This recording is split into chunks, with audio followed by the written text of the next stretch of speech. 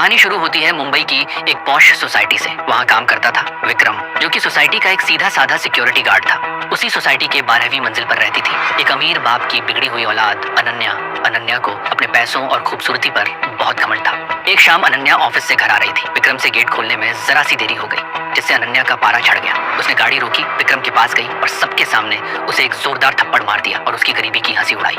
विक्रम के दिल पर वो चोट बहुत गहरी लगी। उसने कसम खाई कि जिस खूबसूरती का अनन्या को इतना घमंड है, वो उसी को मिटा देगा। एक दिन वो चुपके से सोसाइटी के लॉकर रूम में घुसता है और वहाँ से अनन्या के फ्लैट की चाबी चुरा लेता है। एक दिन जब अनन्या ऑफिस गई थी, वो चुपके से उसके घर में घुस जाता है और बेड के नीचे छुपकर उसके आने का इंतजार करने लगता है। अनन्या रात को घर आती है, फ्रेश होती है और खाना खाकर आराम से सोने के लिए बेड पर लेट जाती है। उसे बिल्कुल भी भनक नहीं थी कि अंधेरे में छिपी उसकी मौत उसी के बिस्तर के नीचे उसका इंतजार कर रही थी। रात को जब अनन्या गहरी नींद में सो गई, विक्रम बाहर निकला। उसने अनन्या को बेहोश किया और फिर अपना खौफनाक खेल शुरू किया। उसने अनन्या की महंगी फेस क्रीम, शैम्पू, लोशन और यहाँ तक कि टूथपेस्ट में भी धीमा तेजाब और केमिकल मिला दिया। वो उसे जान से नहीं मारना चाहता था, बस उसकी खूबसूरती का घमंड तोड़ना चाहता था। अगली सुबह अनन्या बेफिक्र होकर उठी। उसने अपनी रोज की तरह नहाना शुरू किया, वही शैम्पू लगाया, चेहरे पर वही महंगी क्रीम लगाई और तैयार होकर ऑफिस चली गई। उसे जरा सा भी अंदाजा नहीं था कि वो अपने शरीर पर खूबसूरती नहीं बल्कि अपनी बर्बादी लगा रही है। दिन भर सब ठीक रहा, लेकिन जब रात को वो वापस आई और उसने अपना मुंह धोया तो देखा कि सिंक में उसके कुछ बाल टूट कर गिरे हैं। अनन्या को लगा शायद थकान या स्ट्रेस की वजह से होगा। उसने इग्नोर किया और जाकर सो गई, लेकिन वो नींद उसकी आखिरी सुकून वाली नींद थी।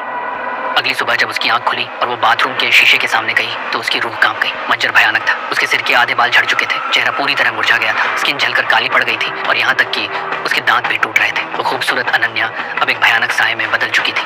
वो चीख उठी। वो पागलों की तरह डॉक्टर के पास भागी, रोई, गिड़गिड़ाई, लेकिन डॉक्टर ने साफ कह दिया ये जहर शरीर के अंदर तक फैल चुका है, इसका कोई इलाज नहीं। अनन्या पूरी तरह टूट गई। उसने खुद को अपने अंधेरे कमरे में कैद कर लिया। वो बस अब अपनी मौत के दिन गिन रही थी। वो डिप्रेशन में थी, दुनिया से कट चुकी थी। नीचे गेट पर खड़ा विक्रम उसे अपनी जीत पर सुकून मिल रहा था। तभी एक दिन अनन्या के फोन पर एक मैसेज आया, सीसीटीवी बिल। उसने बस टाइम पास करने के लिए बिल भरा और पिछले कुछ दिनों की रिकॉर्डिंग देखने लगी। पहली वीडियो नॉर्मल थी, दूसरी भी, लेकिन जैसे ही वो तीसरी वीडियो पर आई उसके पैरों तले जमीन खिसक गई। स्क्रीन पर विक्रम था, उसके बेड के नीचे से निकलते हुए और उसकी क्रीम शैम्पू में जहर मिलाते हुए। अनन्या सन्न रह गई। उसे अपनी आंखों पर यकीन नहीं हो रहा था, लेकिन अगले ही पल उसकी वो खामोशी और वो दुख एक भयानक अंगार में बदल गया। अनन्या अपने आंसुओं को पोंछकर खड़ी हो गई। डिप्रेशन गायब हो गया। उसने कसम खाई, मेरी जिंदगी तो तूने खत्म कर दी विक्रम, लेकिन अब मैं तुझे भी चैन से नहीं जीने दूंगी। अब अनन्या रोएगी नहीं, अब वो विक्रम के साथ ऐसा करेगी जो उसने सपने में भी नहीं सोचा होगा। अब वक्त बदले का है।